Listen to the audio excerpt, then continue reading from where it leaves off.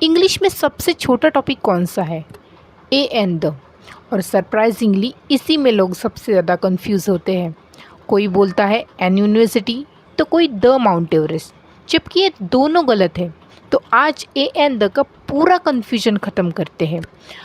तो सबसे पहले याद रखो, ए और एन मतलब कोई भी एक, वन। और ये हम तब यूज़ करते हैं जब हम किसी नॉन स्पेसिफिक चीज़ की बात कर रहे हो। जैसे कि आई सॉ अ डॉग।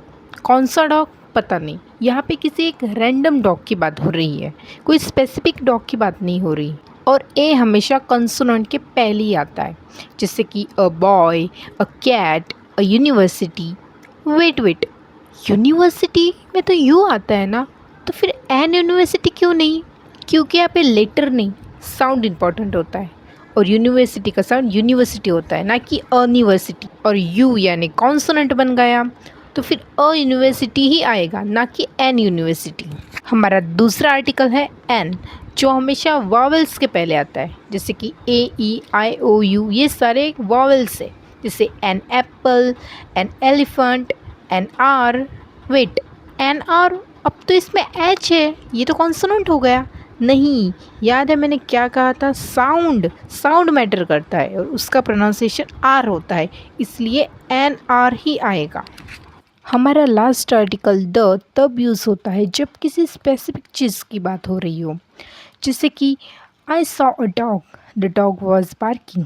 पहली बार डॉग को अ डॉग करके मेंशन किया, लेकिन दूसरे सेंटेंस में उसे द डॉग कहा है, क्योंकि पहले में रैंडम डॉग की बात हो रही है, पर सेकंड में अब जो बता रहा है और सुन रहा है, उन दोनों को पता है कि किस डॉग के बारे में बात हो रही है, इसलिए द डॉग।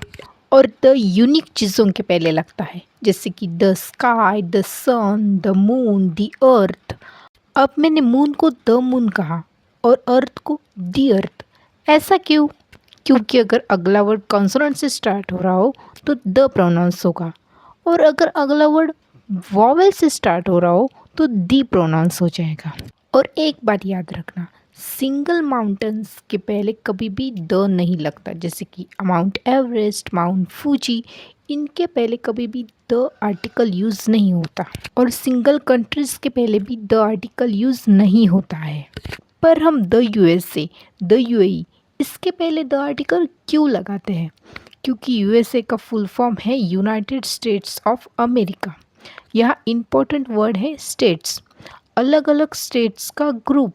मतलब यूएसए एक सिंगल वर्ड नेम नहीं है, बहुत सारे स्टेट मिलके बनी हुई कंट्री है, इसलिए हम बोलते हैं द यूएसए। वैसे ही यूएई यानी यूनाइटेड अरब एमिरेट्स, ये एमिरेट्स का ग्रुप है, इसलिए हम द यूएई कहते हैं। कंक्लूजन में ये याद रखो कि ए और एन तब यूज़ किया जाता है जब कोई भी एक की बात हो रही हो, और ए कंसोनेंट के लिए और एन वावेल्स के लिए होता है। द स्पेसिफिक चीज़ के लिए होता है, और द जब कॉन्सोनेंट से वर्ड शुरू होता हो, और दी जब वॉवेल से वर्ड शुरू होता हो।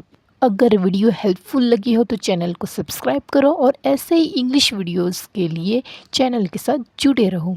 अब मिलते हैं नेक्स्ट वीडियो में, तब तक के लिए बाय बाय, टेक केयर।